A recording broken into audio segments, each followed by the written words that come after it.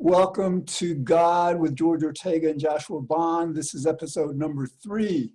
We're recording on Monday, October 27th at 2:20 p.m. Eastern time. And, I decided, basically, this series is to a large extent about relating to God, understanding who God is, what God is, so we can better relate to God. And so, in terms of that, I thought it's a good idea to really get an accurate understanding of what we mean by God. Just like with many um, aspects of religion and philosophy, there are varying definitions of different terms. Some are correct, some are incorrect. We want to just go through what we're doing is we're calling up the wiki page on God. Okay, there's a wiki page devoted to God. And what we're going to do is we're going to go in order, what wiki defines God as, and then we're going to just explore. Do they get it right? Do they get it wrong? All right, so now and then it may take us more than one episode to go through all of them, probably will, but let's get started. All right, so Josh, take us through it. What does Wiki begin with in this article? It says this article is about the concept of a supreme God in the context of monotheism. For the general concept of a being superior to humans that is worshipped as a god, so a deity. Um, for God in specific religions, you can see the other articles in the disambiguation page. So it goes on to the main article from there. And God in monotheistic thought is conceived of as a supreme being, a creator, deity, and the principal object of faith. All right, so let's start off, Josh. Start us off with supreme being. What does that mean to you? And does that seem like they've got that aspect of God right? Yeah, as it goes on there, it says superior to humans. So superior in some aspects or every aspect. And I think that is how we kind of all conceive God, no matter what our specific definition, relationship, or the attributes of God that we like or find most meaningful to us. Yeah, I would go even further than supreme being because, as we'll see as we continue these definitions and derive other attributes from the definitions we explore, I would say that God is not just the supreme being, God is really the only being. How does that sound? Yeah, I resonate with that a lot. You know, you know, another thing that dawned on me as we go I love this idea of going into the definitions and spending time on it. And most people are scared of it or aren't interested. And we have to realize the value of it. God isn't sitting in the sky waiting for us to define him so God can know who God is. God's not waiting on us to all come to a definition that we all agree on so that he can know his identity, how to vote, which church to go to. This has, you know, our spiritual obligation or opportunity to do this is so we can know for our benefit, so we can understand, right? So in the aspects of that, it's all encompassing in all aspects of our life, and that resonating there with the supreme part. All right, so we've gone from, basically God being the supreme being to God being the only being, and let's actually explore some of the benefits. For example, if we see God as the only being, there's only one being in the entire universe. That tells you, and you were alluding to this, that basically, we're part of God. If God is the only thing there is, it's not like there is this separation between God and us. And as you were saying, this is important for us to know. Yeah, I mean, it all comes down to why would it benefit us? Why would God exist, and us having a relationship or knowing God um, serve any purpose at all, right? So you can look at why religion also does this and why anybody does it. It's for either happiness, morality, or love, right? And so when we're going through all of these and all these definitions and attributes, you know, that's the point, right? That's the point. So we'll get very technical about it maybe and try to define it very precisely, but we're always trying to come back to that. Absolutely. And as you were saying before, I mean, this isn't for God's benefit. I mean, think about it. We're just a teeny part aspect of God. God, I mean, like years ago, several years ago, actually, they thought that there were maybe 300 billion galaxies in our known universe, let alone what we don't know. Now, I think the most recent estimate is there's about 2 or 3 trillion galaxies. So God encompasses all of these galaxies. Each of these galaxies has 2 or 300 billion stars, and how many planets. So like, and that, when we say God is the supreme being, the only being, that's what we're saying also. God is the entirety of reality, the entirety of the universe. Yeah, so that's where we could probably get into the next attribute here. So after it talks about the principal object of faith and, and a creator deity, right? So he's the creator of all, and he's all powerful. So wherever those universes exist, wherever we are on this planet, and wherever we are interacting with ourselves, each other, and the things around us from day to day, God is playing out there in the sense that anywhere that there is causality, one thing causing another, one thing leading to another, one thing interacting with our consciousness to shape our consciousness, um, that's God. What do you think about that, George? Yeah, and we've got to unpack this concept of creator a bit because, there's two, in other words, like one of God's attributes that we will get to, but it's relevant here, is that God is eternal. Okay, so like if God is eternal and God is everything, then in that perspective, in that sense, there really isn't a creation besides God. God doesn't need to be created because God is eternal. So I think it's important for us to point out to the audience that when we're now talking about God as the creator, we're talking about God having created this known universe. And in the Bible, it talks about the world, and they get the chronology wrong. They talk about 6,000 years, where our universe is here, almost 14 billion years. But that's the point. In other words, like God, in this perspective, I think we need to see as the creator of this big bang that gave rise to the universe we understand now. Yeah, I love how you combine that concept of creator with eternal, right? So like you said, the chronology, does it, are we going to fight about that really? I mean, even in science, they're still developing, honing their skills in the science of carbon dating and the various ways. You know, we know it's old. The important thing for me, the revelation I had, as you combine those two, is to realize he's the eternal creator, right? God is the eternal creator. So not just this being that came, created, and then left, still creating, still playing out with the same, laws, principles, physics of the universe. So right now, God is creating, at least as I conceive it, and kind of reflect on this attribute. Right. And for us to, as human beings, maintain a very useful modesty so we don't become arrogant and consider ourselves more than we are, God seems to be the only creator. We create a lot of things. I mean, like a lot of art, music, I mean, science. We as humans are creating things all the time, but it's important to understand that our creation is just a manifestation of God's creation. In other words, like we have hands that sometimes will create things. These hands don't attribute those creations to themselves. They understand, or at least we understand, that the hands are just manifesting the wills of our brain.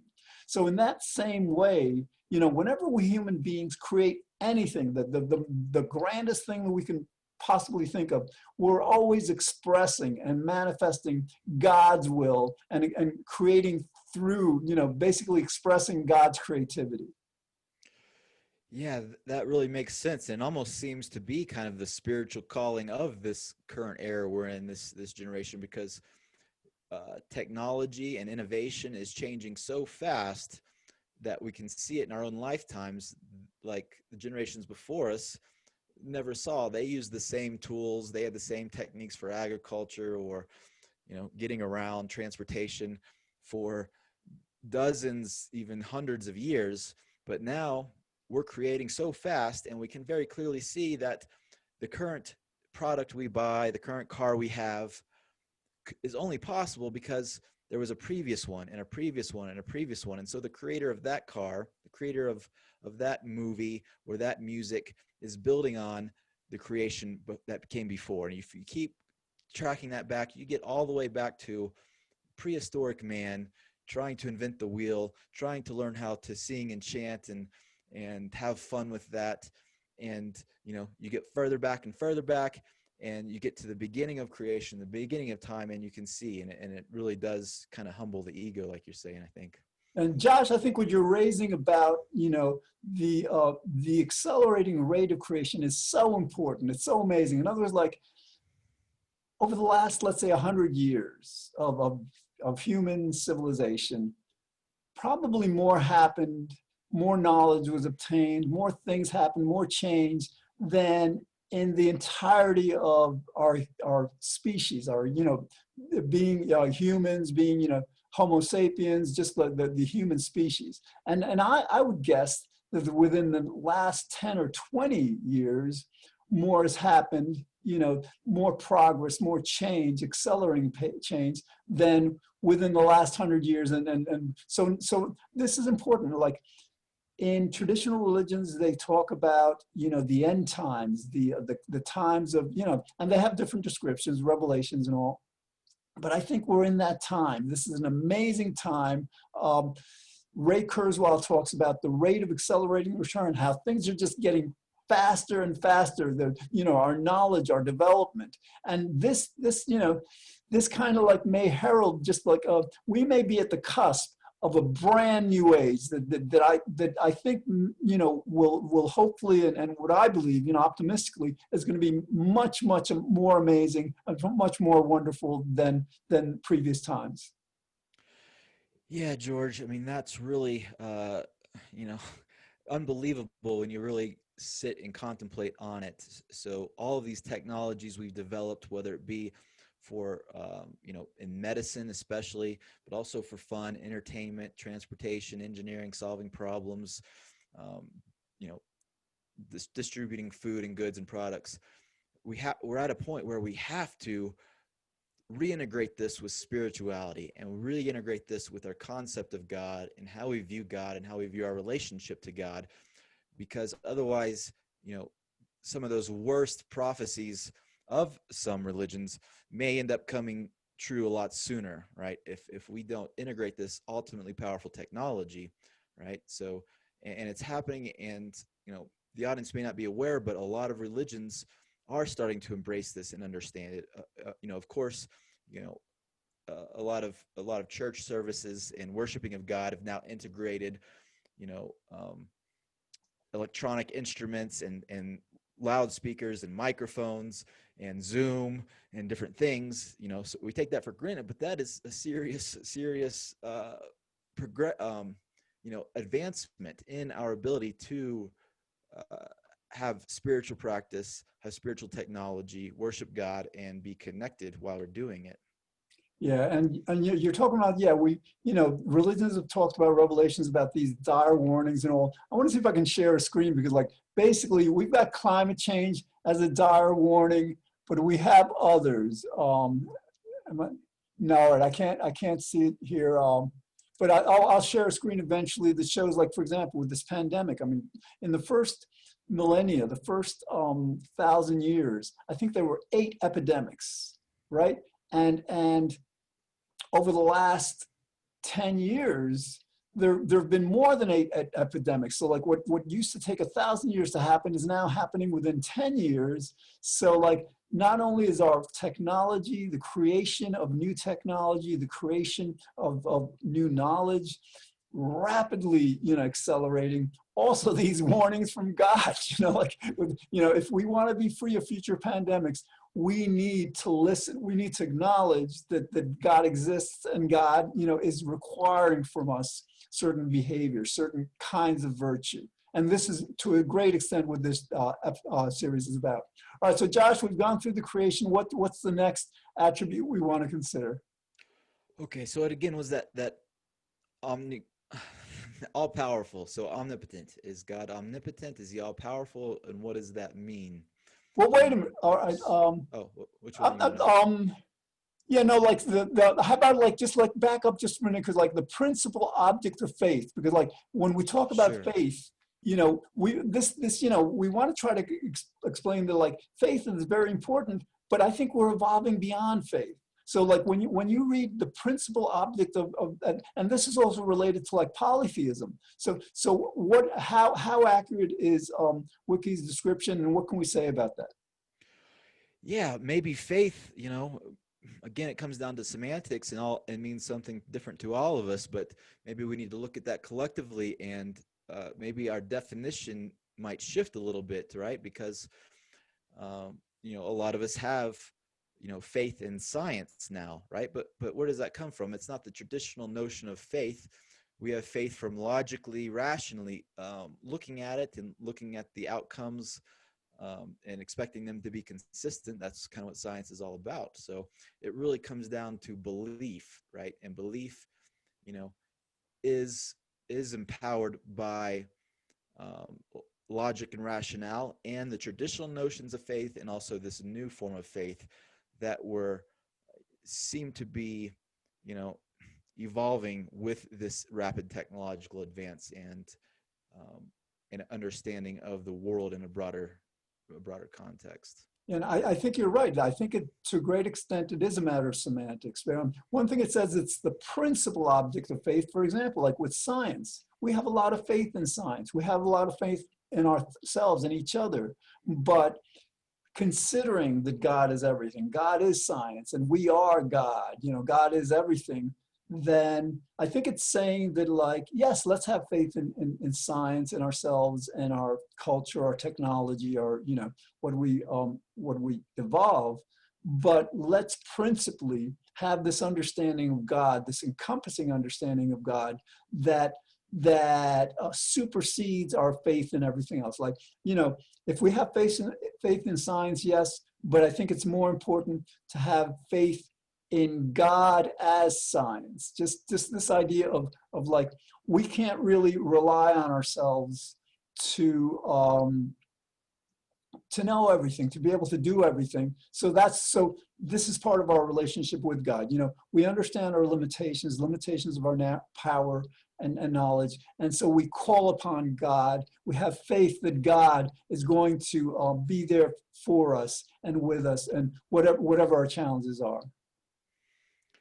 Yeah, I like that. And how do you feel about, some people have said this, religion was a science. It always has been a science, or some part of it has been this trying to think about things rationally and logically, a systems theory approach to, why we exist, what is the universe, why do we do the things we do, and do a lot of the things we don't want to do.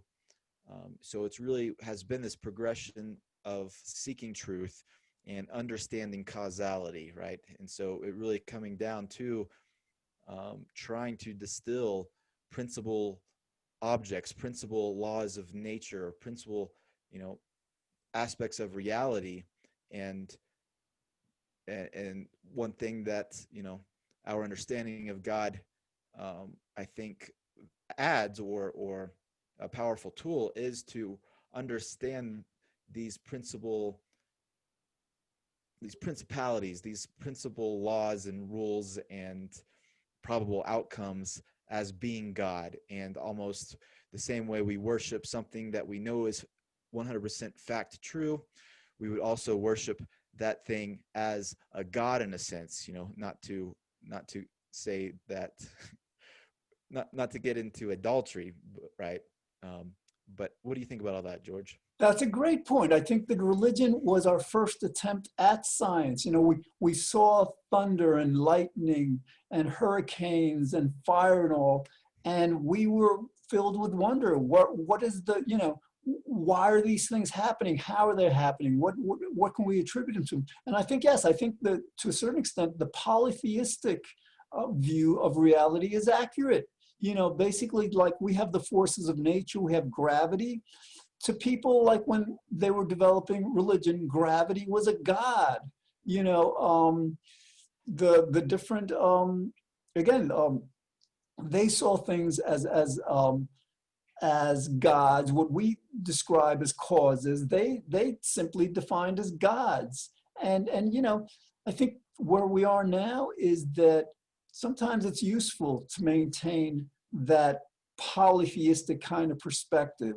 For example, like, all right, when we're addressing ourselves as individuals, when we're talking to other people, for example, we're asking things of each other. We're at a table, and let's say the salt isn't within our reach. We're going to ask someone to hand us the salt. And like, that salt isn't going to get to us if we ask God to just, like, levitate the salt and have it, so basically, in that same sense, sometimes it's not just wise, but it's absolutely necessary to call upon these parts of God, like we human beings are parts of God, to be able to do things that calling upon God for, as the CEO, let's say he's the head of a company, it's better to go to a middle manager or somebody like way below him to get things done. So I think it's a very important distinction. So we don't want to minimize or marginalize the polytheistic mindset and the mindset of other powers that exist within God. Yeah, something that dawned on me while you were saying that, this has been a record hurricane season, right? Went all through the whole alphabet. Now we're into the Greek alphabet. I think 27 or 29, hurricanes. And just like the pandemic, right? Which is described in the Bible in many scriptural texts and talked about in length as plagues, right? And these, you still hear weather people or newscasters talk about these acts of God, right? And we think, oh, it's not really an act of God. We know why the pandemic happened. We know why the hurricanes are happening. We know about meteorology now. We know about biology.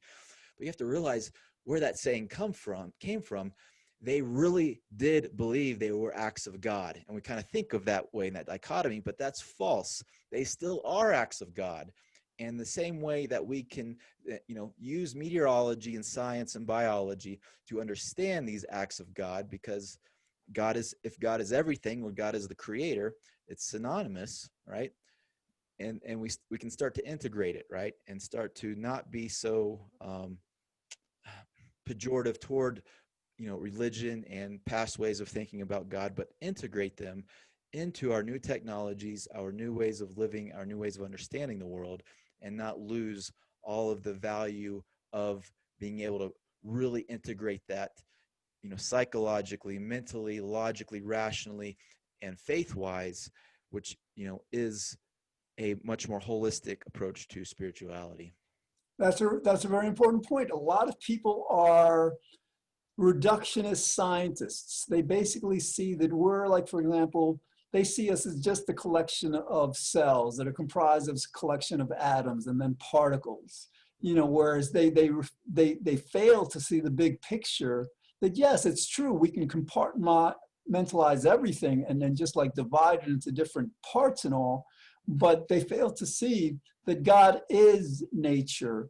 And yes, so like it's not just that this pandemic, this coronavirus, all plagues, everything that happens comes from God, but if we just maintain a scientific perspective, some people, like in science, also wrongly believe that things in our reality happen randomly, arbitrarily, for no reason, for no cause, which is a mistaken conclusion within the scientific perspective. But what also that,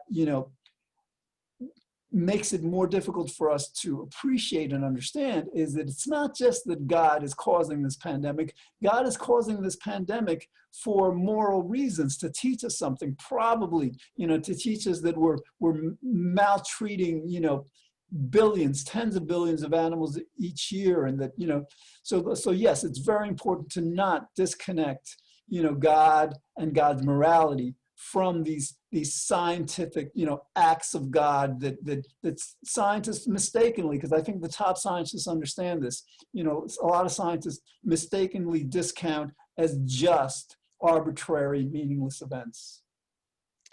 Yeah, certainly, George. And you bring up the pandemic and the animal cruelty. That's was a big awakening for me, and is still a struggle for me. And it came down to, well, for one, watching a lot of Animal Planet and nature shows, kind of humbled me a lot. And at some point, I realized I've had pets that I've loved dearly, right? And I would never treat them cruelly. I'd never beat them. I'd never, certainly not be, in their lives in a way that was cruel, much less treat them as, something that I'm going to eat. So I just don't care about it. Right. But yet when it comes to all these other animals, that's what we do. But we don't have the relationship. Somebody else is doing it. And I could imagine if I was getting paid and that was my only job and my only interest was to make money, right? I would not really care. Maybe I wouldn't care as much as I might be able to care if it's my dog that I love right there and see every day, right? And so this gets into these issues of morality and how to modulate consciousness, how to work with our mind and our subjective experience in a way that, doesn't expect us to automatically have perfect morality, right? And if we're not able to do that, then this might be what is causing, plagues and lots of suffering. Yeah, and we're probably not gonna have a chance to get into God's omnipotence on this episode, but we'll start the next one. But relative to God's omnipotence, this means that if God is all powerful, then we really don't have a free will. And we'll get into this in other episodes. But what people don't understand is it's their misattribution of a free will to human beings that often doesn't allow them to see the cruelty of how we treat these animals. Because basically, people are saying, oh, we of our free will are doing this. And it's so horrific, they can't look at it squarely, objectively. Whereas if they understood that actually it's really God compelling us to act this way, then it gives us some space, it allows us to not indict ourselves in that way. So, all right, so we're under a minute. So again, this is our third episode. We're on every Monday through Friday, 5 o'clock in White Plains Community Media. And we have the episodes now going on, being uploaded to YouTube. Eventually we're gonna have them in Spotify and iTunes and other platforms. So I hope you enjoy this. And we're going to be back again. Our next episode, we're going to continue this part of the series that is about defining God. And we're going to start the next one with omnipotence. Okay, thanks for watching, and we'll see you again tomorrow. Okay, Thanks, George.